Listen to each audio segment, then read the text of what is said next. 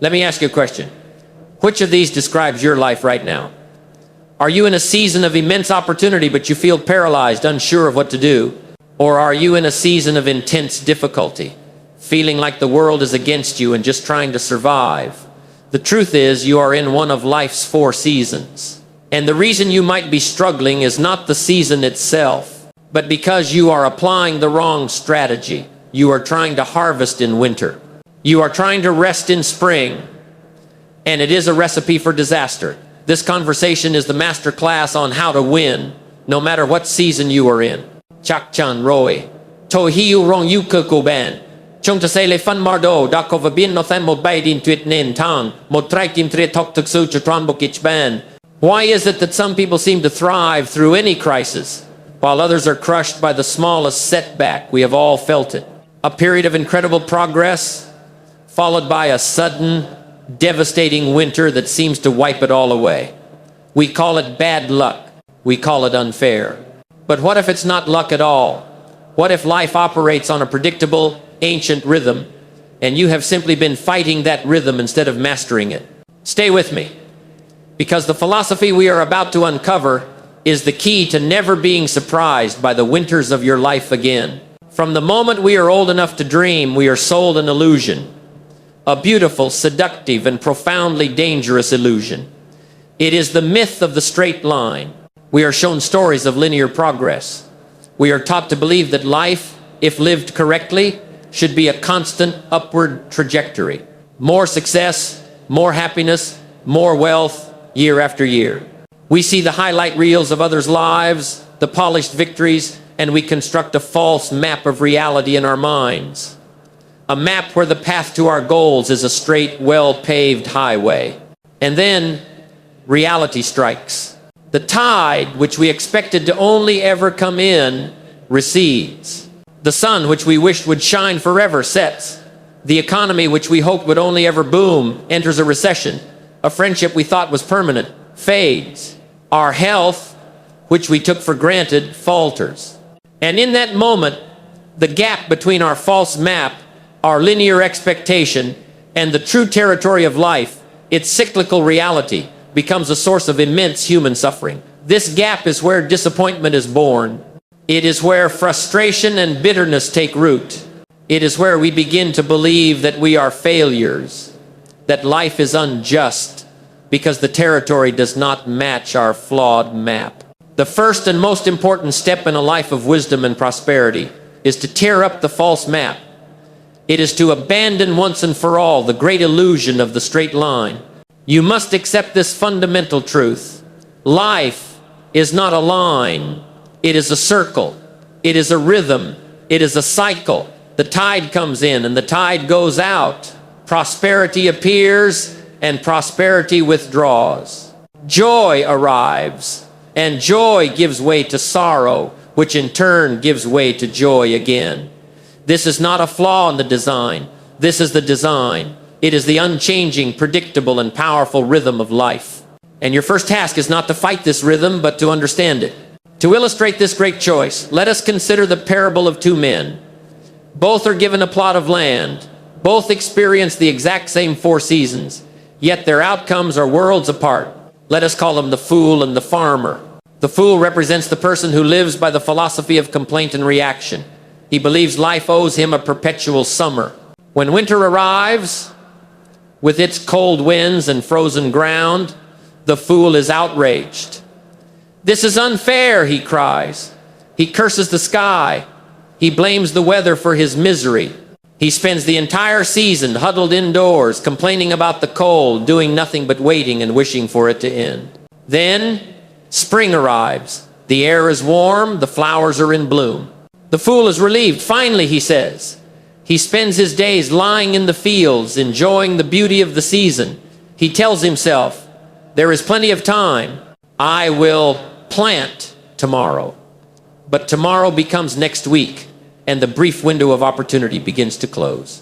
Then comes summer, with its intense heat and the sudden appearance of bugs and weeds. The fool, who planted little, finds that what little he did plant is now being attacked. He is overwhelmed. It's too hot to work, he complains. These pests are everywhere. It's impossible. He gives up and retreats to the shade, letting the weeds overtake his meager crop. And then, inevitably, fall arrives, the season of results. The fool stands in his barren field, filled with weeds and thorns, and he is filled with bitterness and envy. He looks over at his neighbor's land overflowing with a bountiful harvest, and he says, he must have been lucky. He must have had better soil. He must have cheated. The fool lives a life of reaction, and his reward is a life of regret. Now, let us consider the farmer. The farmer represents the person who lives by the philosophy of wisdom and discipline. He does not wish for a life without winter. He understands that winter is part of the cycle. When winter arrives, the farmer does not complain. He turns inward. He knows this is the season to get stronger and wiser. He spends his winter sharpening his tools, repairing his equipment, studying books on new agricultural techniques, and meticulously planning his strategy for the coming spring. He is not hibernating, he is preparing. When spring arrives, the farmer does not linger. He explodes into a flurry of intelligent, frantic action. He is the first in the field and the last to leave. He knows the window of opportunity is short, and he works with a sense of profound urgency, planting abundantly, knowing that some seeds will be taken by rocks and thorns, but that many more will survive. When summer comes, with its heat and its pests, the farmer is not surprised. He is prepared. This is the season of protection. He diligently pulls the weeds. He waters his crops. He guards his growing investment against all threats. It is a long, hot, grueling season of relentless effort, but he persists. And then, when fall arrives, the farmer stands in his field and reaps his magnificent harvest. He does not call it luck, he calls it a result. He enjoys his reward with a deep sense of gratitude, but also with wisdom. He enjoys the fruits of his labor, but he also makes sure to set aside the best seeds for the next spring, for he knows with absolute certainty that winter is coming again. These two men experience the exact same reality, the same 4 seasons. The only difference is their personal philosophy. One is a victim of the seasons, the other is a master of them. This parable reveals the great secret to a well-lived life. You must understand what you can control and what you cannot.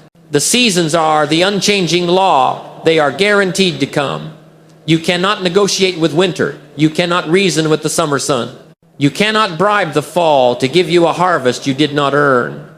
They are impersonal, unchangeable, and they will arrive on schedule, regardless of your opinion or your needs.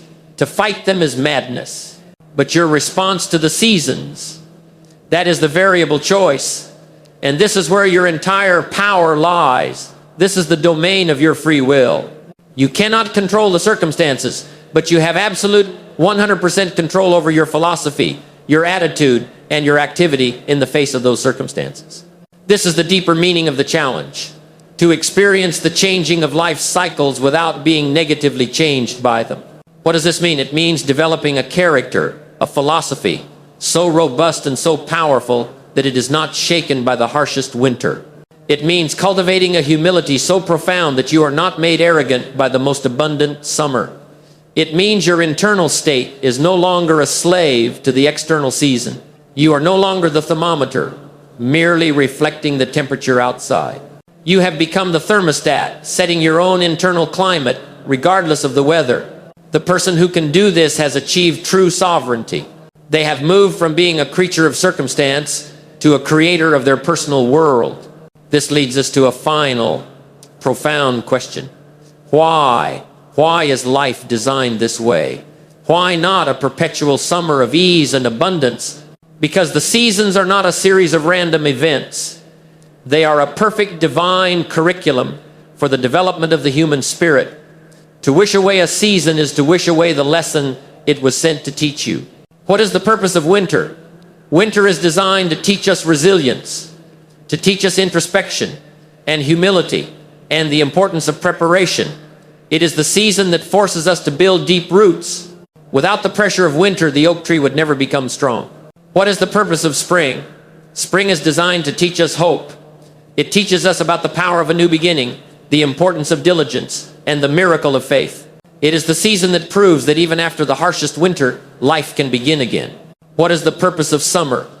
Summer is designed to teach us persistence. It teaches us the discipline of daily cultivation, the patience to protect a growing enterprise, and the stamina to endure the long, hard work that all great achievements require.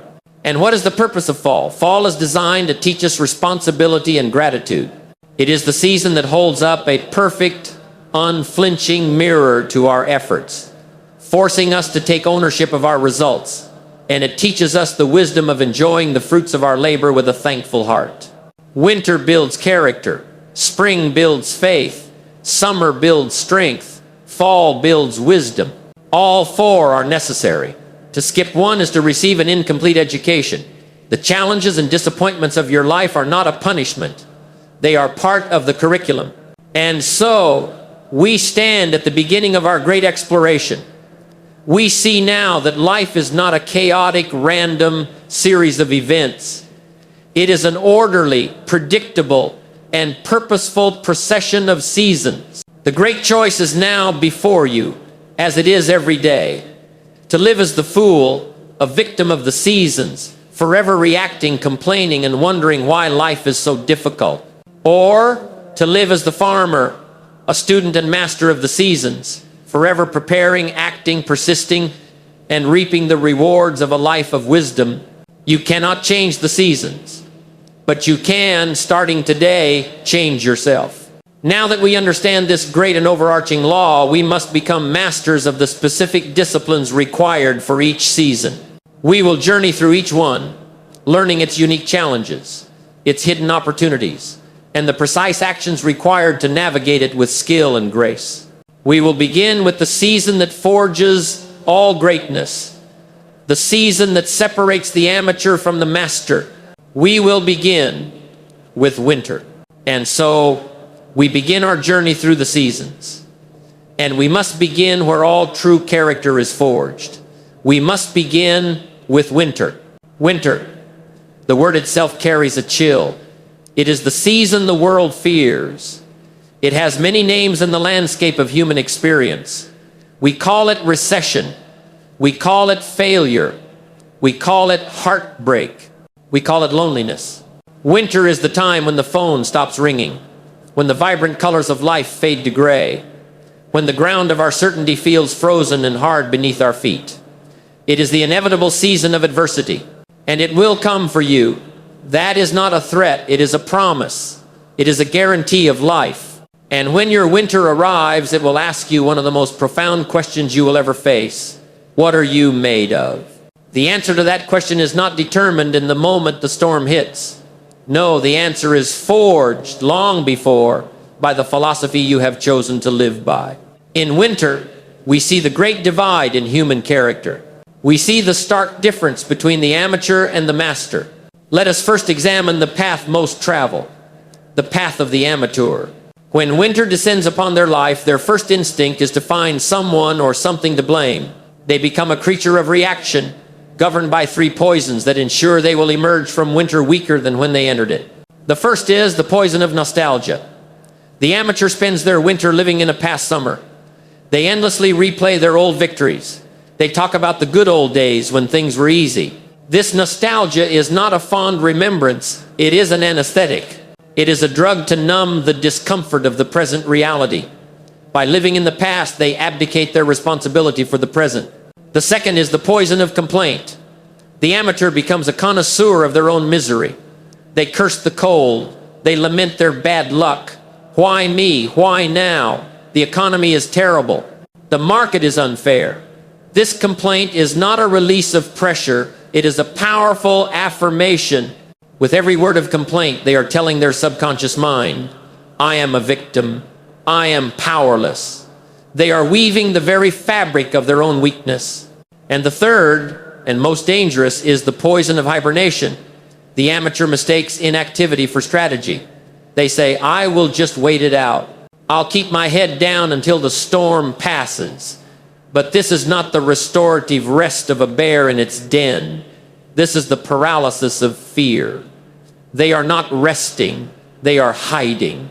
And in this state of hibernation, their skills grow dull, their ambition cools, and their resolve softens.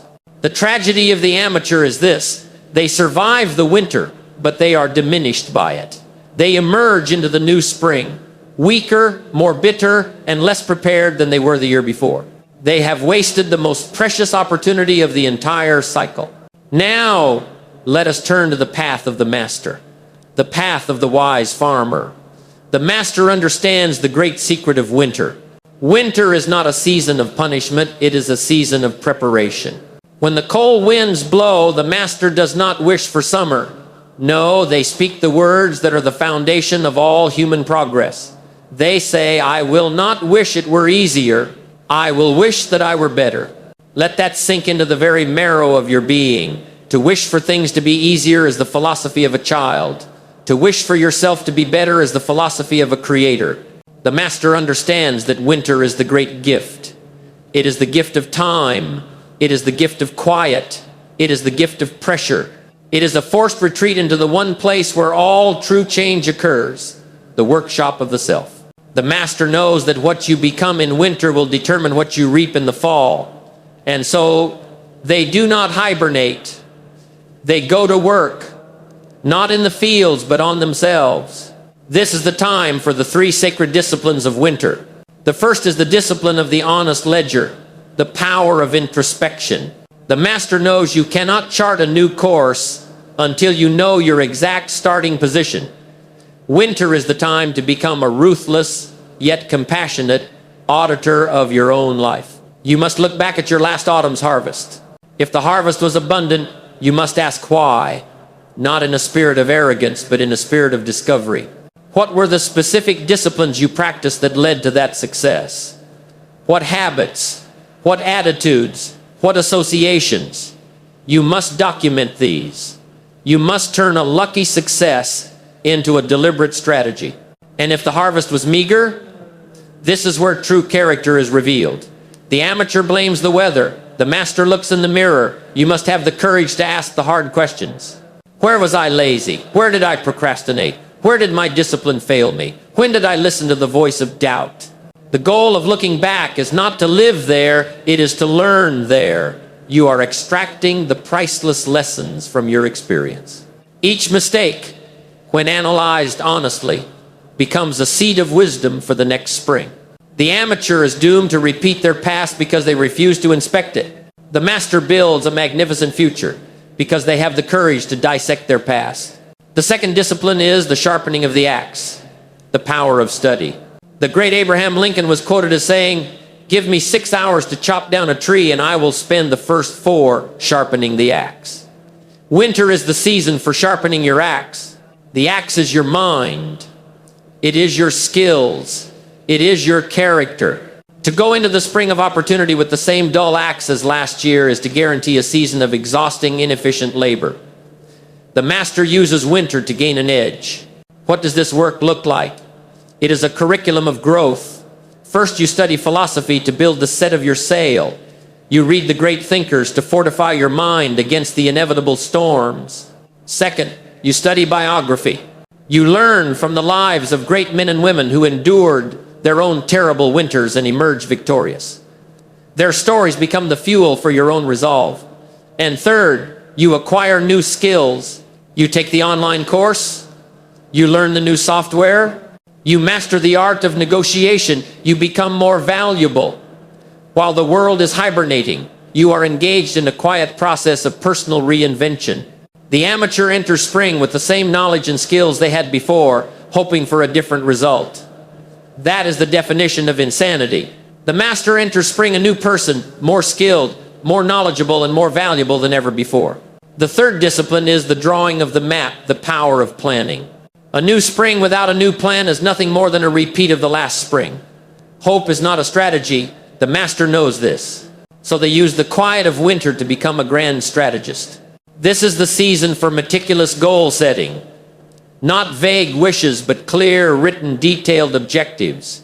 What precisely do you want to achieve in the coming year? How much do you want to earn? What do you want to build? What do you want to become?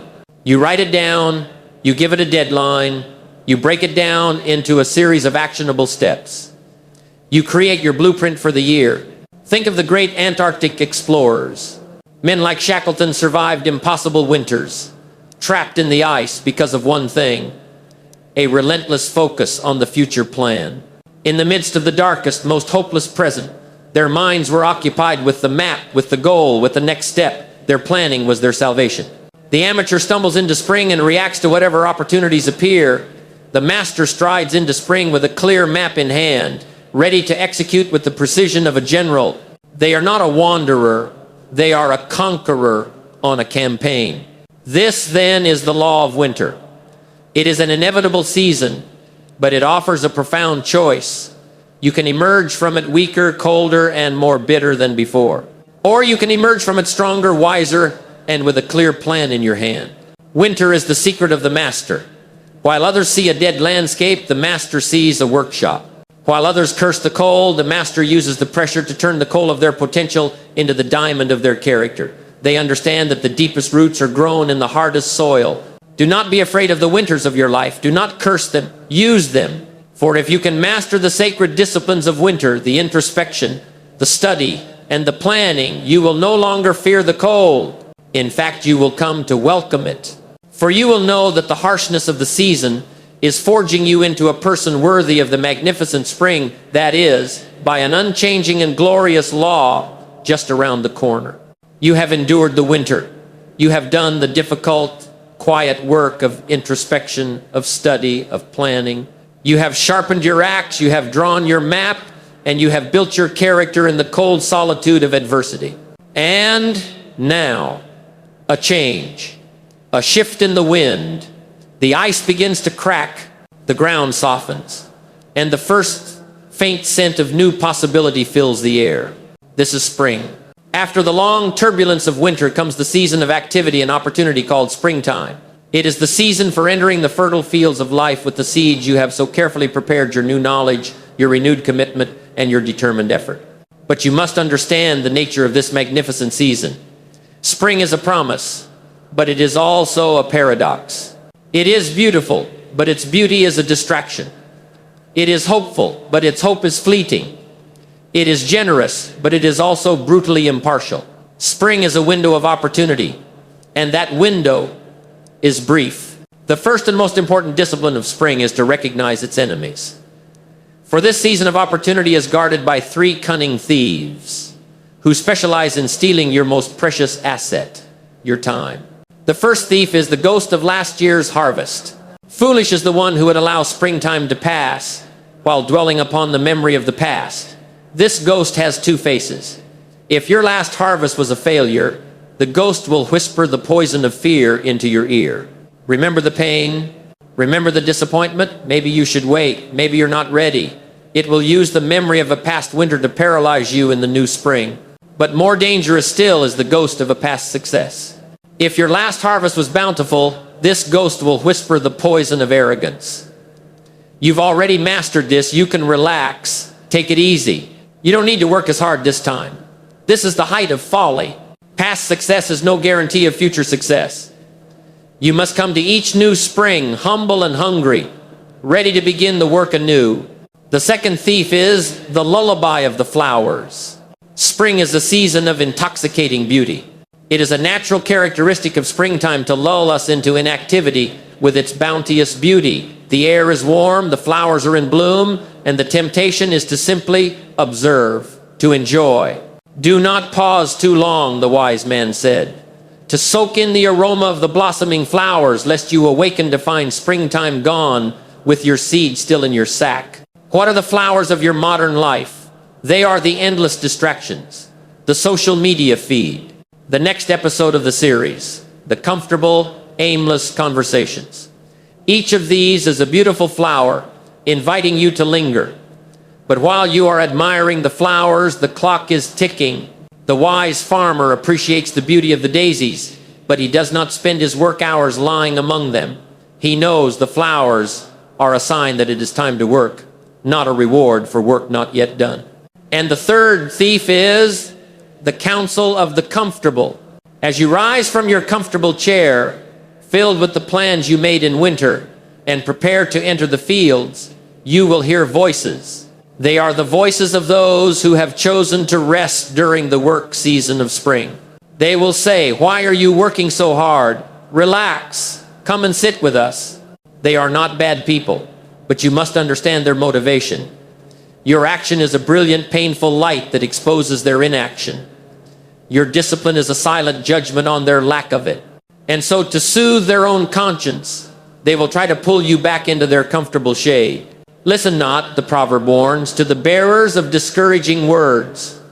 They will find themselves starving come the fall, or begging from those who recognize spring as a brief, sacred opportunity to work and to leave play for another season. To overcome these thieves requires discipline. It requires a conscious philosophy for action. There are 3 disciplines of the sower that you must master. The first is intelligent action, the quality of the seed and soil.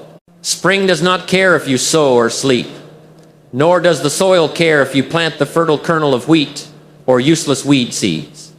Neither spring nor the soil will admonish you. They are without emotion. They will simply give you back a multiplied harvest of whatever you plant. Therefore, the first work of spring is not just hard work, but smart work. First, you must prepare your soil. You must rid your mind of the rocks and weeds disguised as the opinions of others, the worry, the doubt, the pessimism. And then, you must choose your seed with wisdom. What are the seeds? They are your ideas. They are your goals. They are the activities you will invest your time in. Are you planting the seeds of skill development or the seeds of distraction? Are you planting the seeds of building relationships or the seeds of gossip? Are you planting the seeds of major accomplishment or the seeds of minor tasks? And once you have chosen your seed, you must apply the fertilizer of faith and enthusiasm. Faith is the belief in the seeds you cannot yet see. It is the unwavering conviction that your efforts will bear fruit. Faith without works is dead, yes. But works without faith is a joyless, unsustainable grind. The second discipline is massive action, the law of averages in the field. The wise farmer does not go into a 10-acre field with a handful of seeds. Why? Because he is a realist. He knows that life will happen. The birds of unexpected challenges will steal some seeds. The rocks of unforeseen obstacles will block some seeds. The thorns of other people's negativity will choke some seeds. So what does he do? Does he plant 3 perfect seeds and then try to guard them with a shotgun? No. He plants with such overwhelming abundance that the inevitable losses become insignificant. This is the philosophy of massive action. Do not make 10 sales calls, make 100. Do not read 1 book, read a dozen. The rocks, weeds, and thorns of the world cannot destroy all your seeds if you plant massively enough. This is the great antidote to the paralysis of perfectionism. You overwhelm the problem with activity. Some will fail, some will be rejected. But the law of averages guarantees that some, and likely many, will succeed. And the third, and most important discipline, is urgent action. The pain of discipline versus the pain of regret. This is the great defining philosophy of spring. Procrastination is more than the thief of time. It is the architect of regret.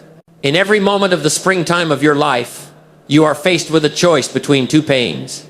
The pain of discipline or the pain of regret. Let us examine them. The pain of discipline is the pain of waking up early, the pain of making the difficult phone call, the pain of pushing through one more task when you are tired. It is the pain of conscious, immediate effort. It is a temporary pain.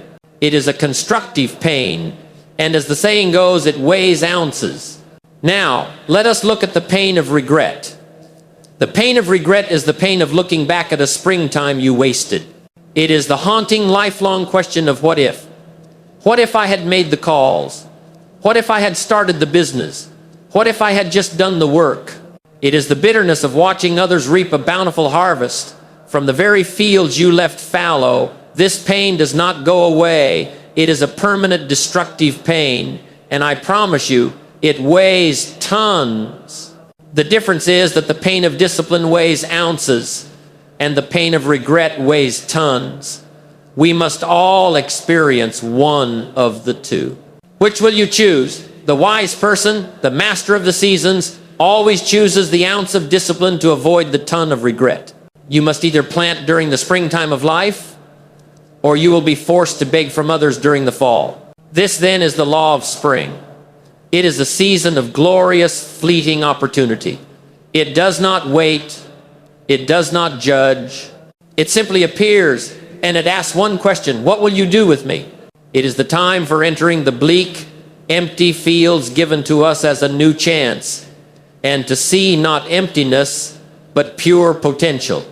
Life provides no absolute assurances that every seed planted will provide a crop. The storms of summer could come, but to expend no effort during the spring is to assure no results during the fall. And here is the beautiful promise of this season. It is the irrevocable law decreed in the heavens, which assures that for every disciplined human effort, we will receive a multiple reward. For each cup planted, a bushel reaped. For every good idea given to another, many shall be given to us in return. For every one act of love given, a life of love in return. The law of the harvest is rigged in your favor. If you first plant the seed, you have endured the winter. You have used it to become strong. Now is not the time for rest. Now is the time for faith, woven among the threads of massive human effort. You have filled your fields with the seeds of a magnificent future. But the work is not over. In fact, the longest and most arduous season, the season that will test your endurance and your character in a new and profound way, is just beginning. Now, you must face the heat of summer. This single choice between the ounce of discipline and the ton of regret is a choice you make every day of your spring. And mastering it is the key to a life without regret. The philosophies we are discussing today are not quick fixes. They are lifelong disciplines. And the journey of discipline is easier when you are surrounded by the right ideas. If you are committed to this journey, if you want to continue to build the strength to endure the coming summer of your life, I invite you to subscribe to this channel. Let this be your community for wisdom and your source of strength for every season to come. Make that choice, and let us continue to the next great test of character. You have done the work of winter, emerging wiser and with a plan. You have seized the magnificent, fleeting opportunity of spring, and you have filled the fertile fields of your life with the seeds of a brilliant future. The initial, exciting work of planting is done. But now, the real test begins. Now, we enter the longest, the hottest, and the most demanding season of all. Now, we enter summer. Summer is the great, unglamorous, and arduous middle. It is the season that exists between the excitement of the start and the reward of the finish. And it is in this long, hot, difficult season that the vast majority of dreams die. Spring tests your initiative, but summer tests your endurance. Spring asks, can you start? Summer asks a much more profound question. Can you finish? Imagine a marathon runner. The starting line is a flurry of excitement and adrenaline. That is spring. The finish line is a moment of glory and triumph. That is fall. But the race is won or lost in those lonely middle miles. The miles where the crowds are thin, the sun is beating down, and every muscle in the body is screaming to stop. That is summer. And the philosophy you carry with you into this season will determine whether you cross the finish line or collapse on the side of the road. The moment you plant something of value, you have declared war. The forces of entropy and neglect will immediately begin their campaign to reclaim your fertile ground. During summer, you must be prepared to face 3 invading armies. The first is the army of pests, the small negativities.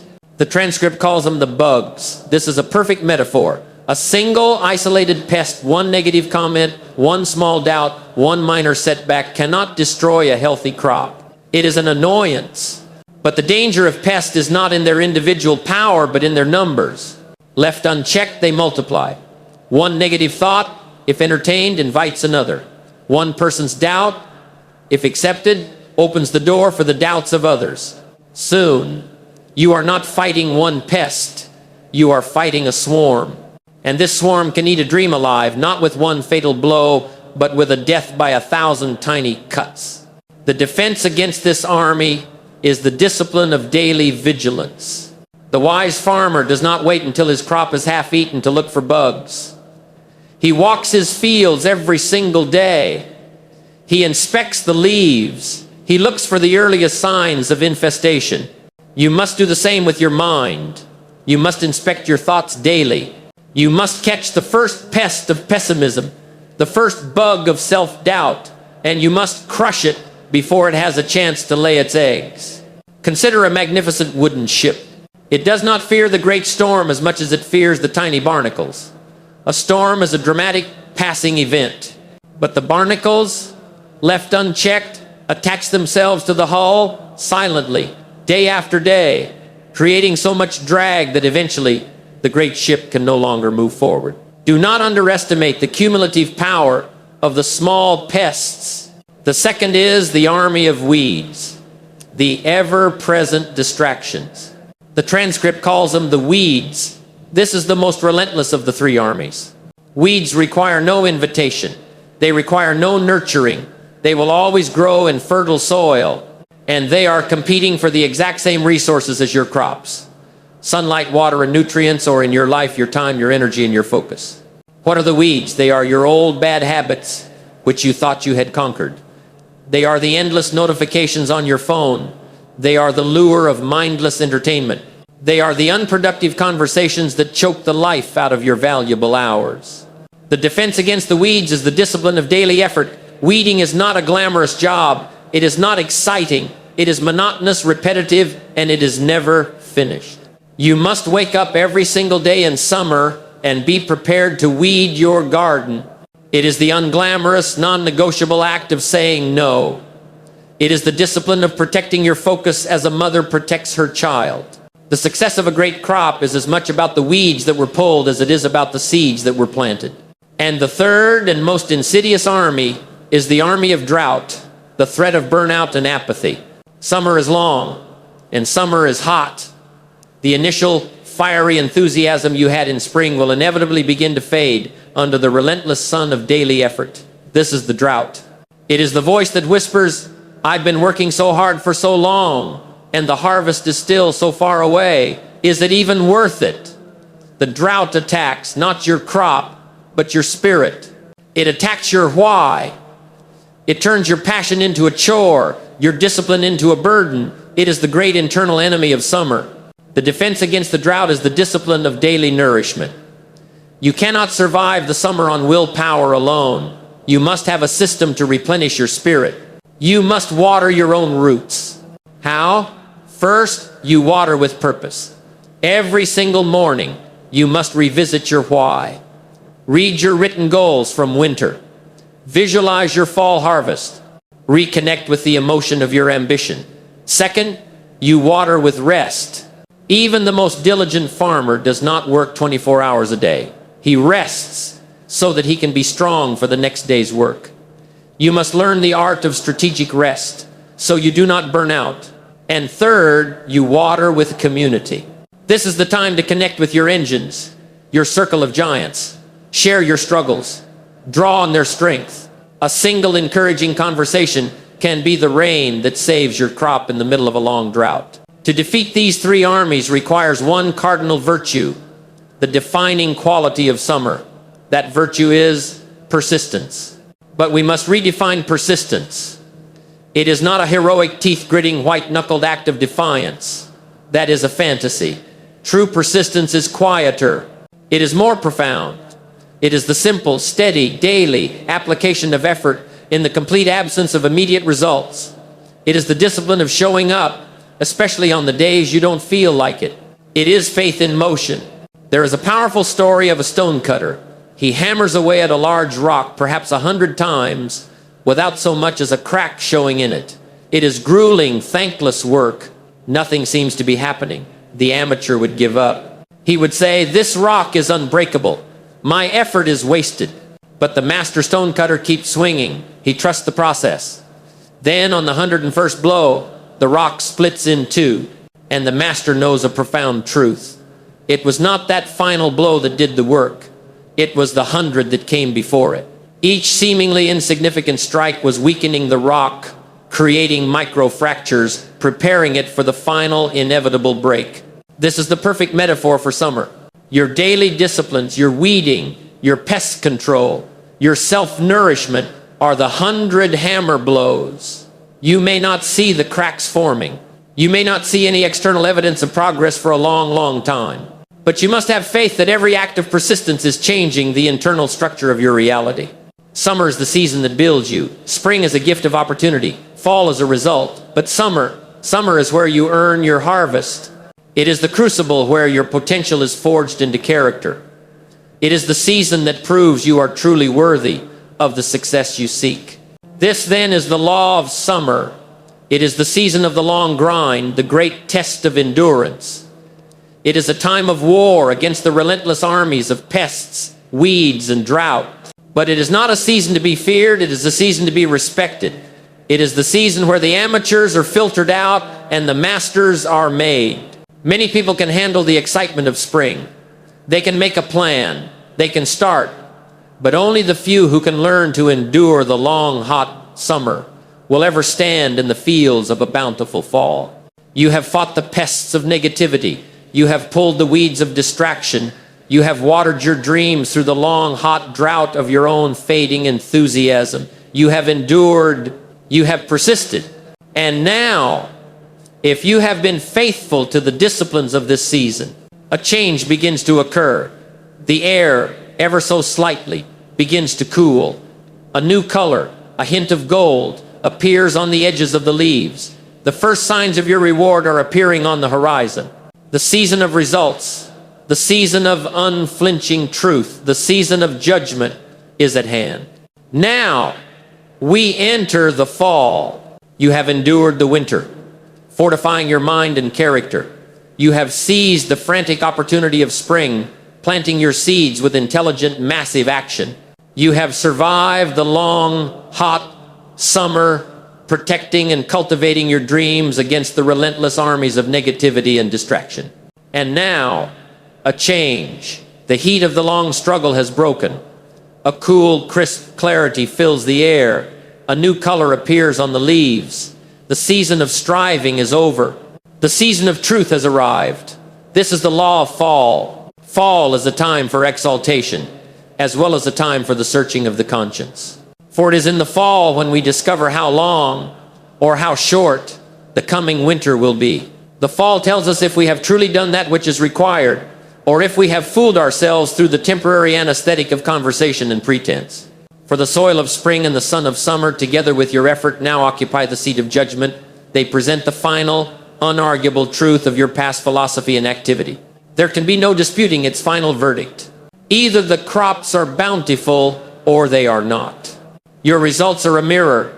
Your bank account, the state of your health, the quality of your relationships, the peace in your heart, these are the reflections of the fall. They do not lie. They do not have an opinion. They simply are. They are the effect of a long chain of causes that you and you alone have set in motion.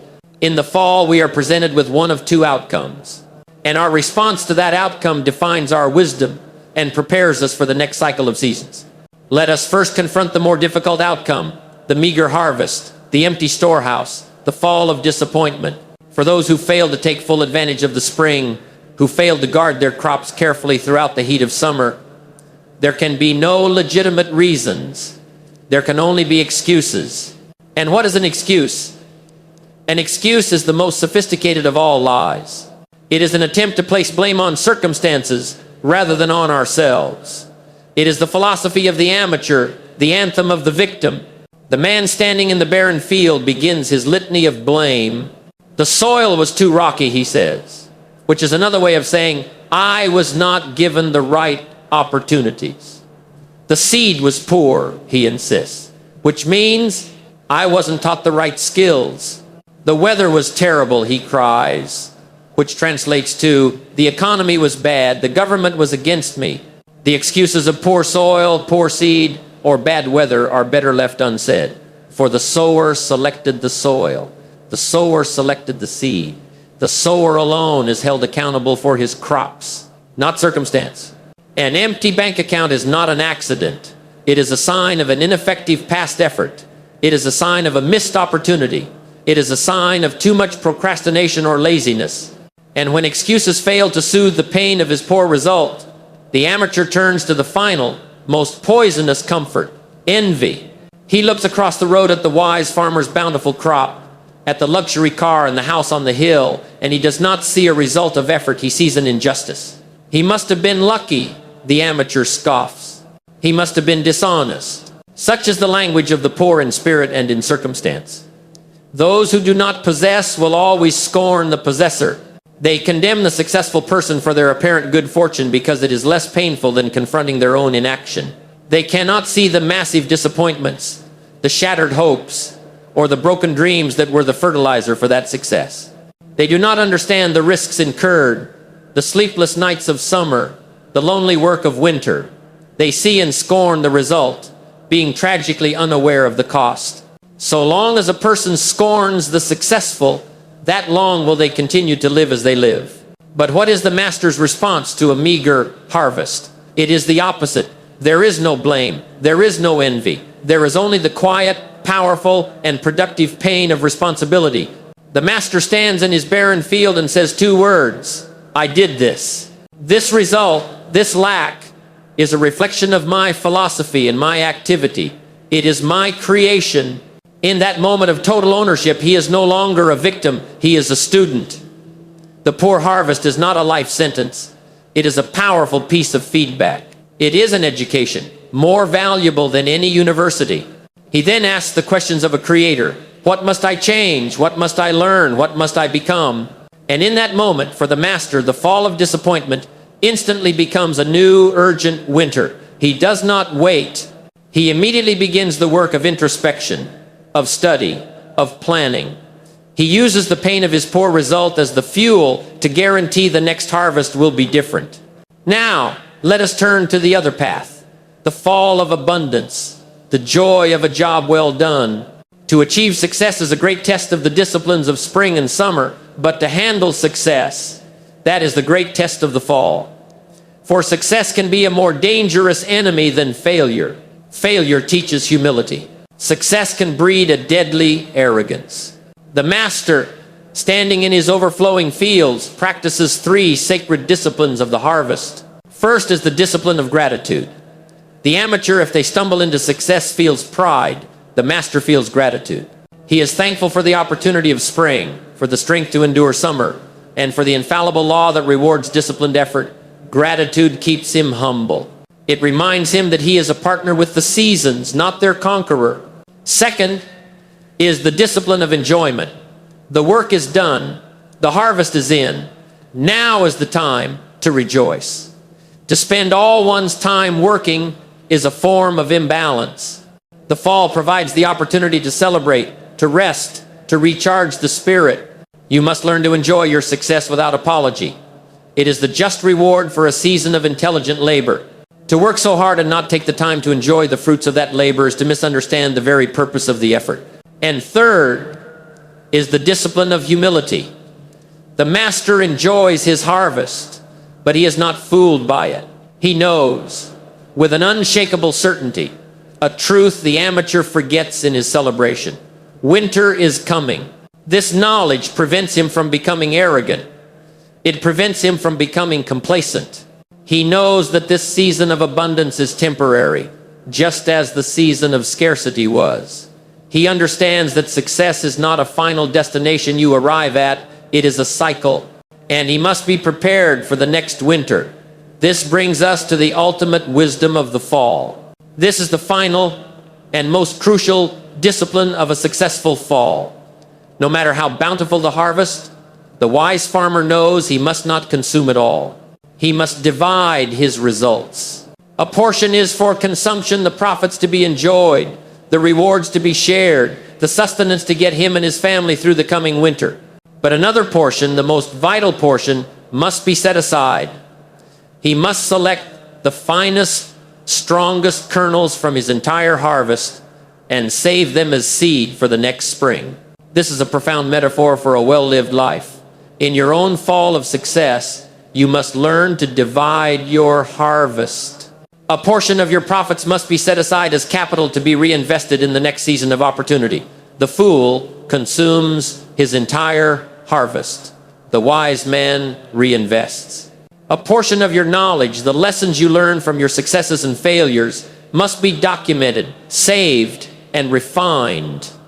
This becomes the seed for a wiser plan in the coming winter.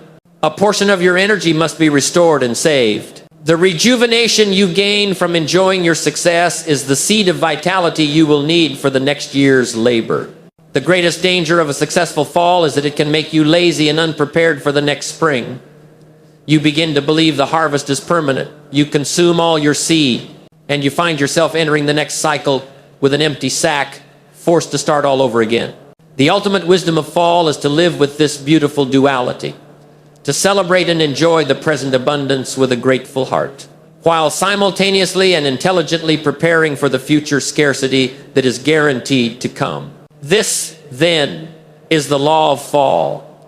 It is the season of the unflinching mirror. It is the great judge whose verdict is based not on your words, your hopes, or your excuses, but only on your activity. It cannot be fooled. It cannot be bribed. It simply reflects the truth of your spring and your summer. In the fall, we either enjoy or we excuse. You look into this mirror and you see the results. And in this season, you are given a profound choice to accept responsibility for those results, whether bountiful or meager, to learn the lessons they are sent to teach, and to use that wisdom to prepare for the great wheel of life as it continues its inevitable turn. You have faced the judgment of the harvest. You have accepted your results with honesty and grace. You have learned the great wisdom of fall. Now, armed with the knowledge of winter's preparation, spring's opportunity, summer's persistence, and fall's responsibility, you stand as a different person. You are no longer a passive observer of life's cycles. You are ready to become a conscious participant, a master of the seasons.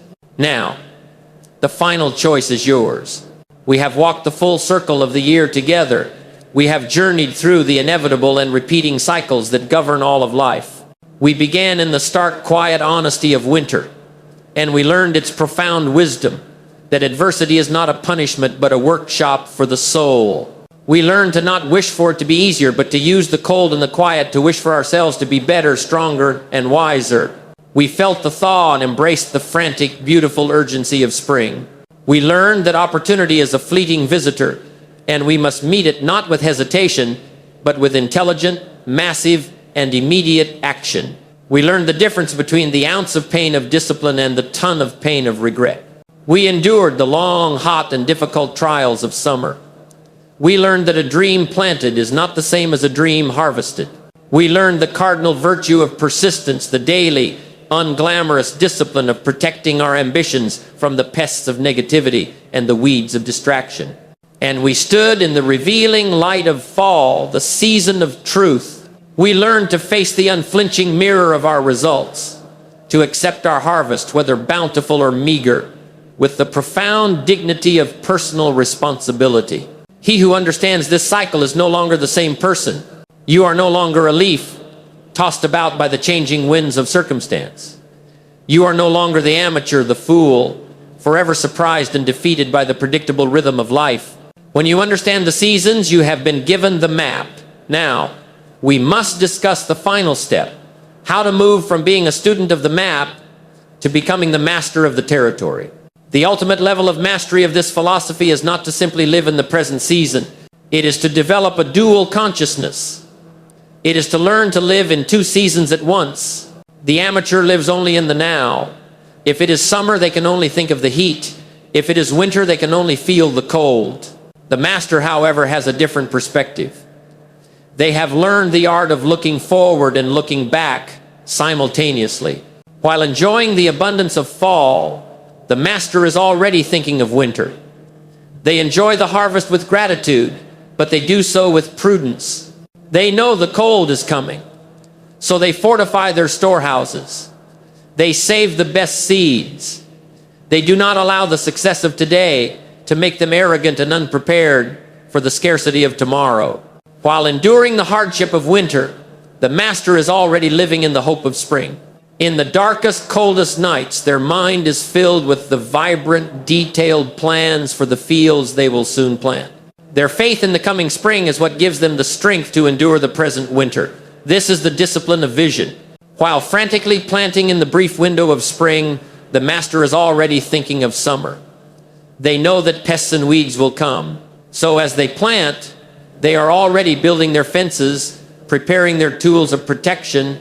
They do not just plan to start, they plan to finish. This is the discipline of strategy. And while toiling under the long, hot sun of summer, the master keeps the vision of fall vividly in their mind. The image of the bountiful harvest is the fuel that drives them through the grueling work. They are not just pulling another weed, they are earning another bushel of corn. This is the discipline of purpose. To live this way is to become a grand strategist of your own life. You are no longer just reacting to the board.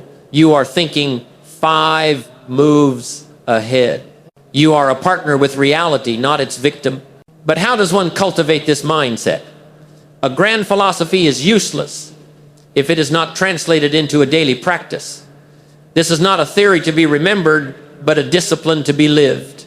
I will give you now a simple ritual, a daily coronation, where you consciously place the crown of mastery upon your own head. Every morning, before the world has a chance to tell you what season it is, you must tell yourself first. Your first conscious moments should be dedicated to this practice. First, you must ask the great question, what season am I in? And you must ask this on multiple levels. What season is my career in right now? Is it a winter of learning, a spring of opportunity? What season is this particular project in? Is it in the summer of the long grind? What season are my relationships in? What season is my health in?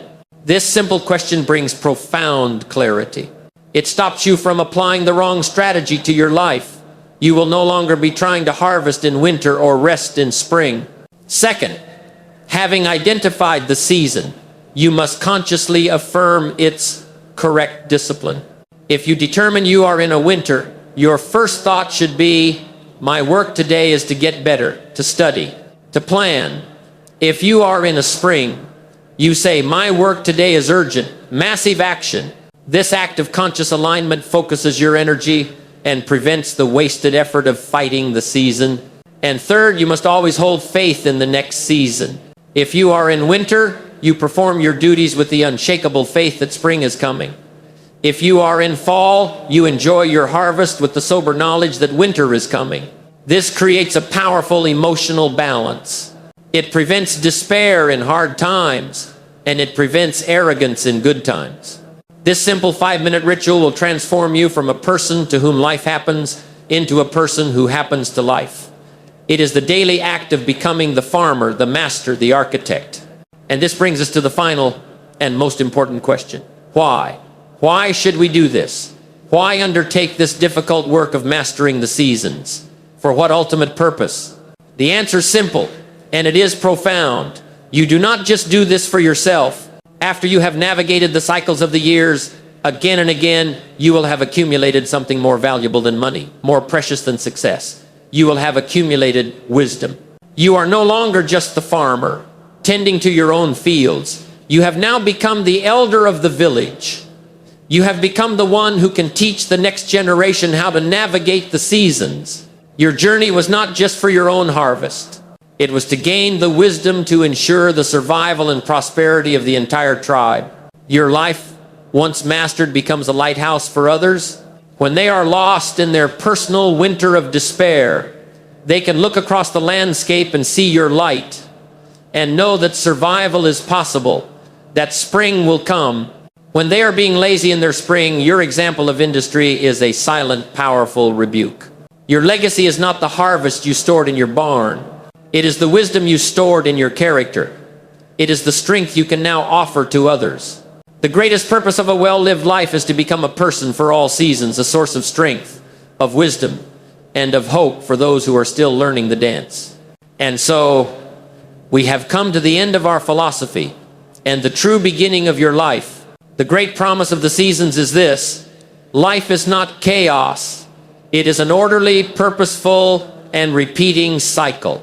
And within this cycle, there is always a promise. The promise that faith and discipline in one season will lead to reward in another. Trust the cycle. You are a fertile seed. You were not created with purpose to lie dormant in the darkness of the soil. You were made to push upward through life's rocks and hard-packed earth toward the light of boundless possibility. You were made to tap your gifts, to rise, to love more, to overcome more, to expect more, to create more, and to enjoy more than you have ever imagined. This is the life that is awaiting your decision. You are worthy, you are becoming, and you shall succeed. So I will leave you with this final command. Identify your season. Embrace its unique discipline. Do the work. The extraordinary life you have imagined is not a matter of chance. It is a matter of the seasons. And the person who masters the seasons is the master of their life. Now, go and live well. Thank you for joining me on this journey through the seasons of life. If this philosophy has spoken to you, if you are ready to stop being a victim of your seasons and start becoming a master of them, show your support by clicking the like button to share this wisdom with others. And to make this philosophy a permanent part of your life, be sure to subscribe now and turn on the notifications. Let this channel be your trusted almanac, your guide for every winter, spring, summer, and fall to come.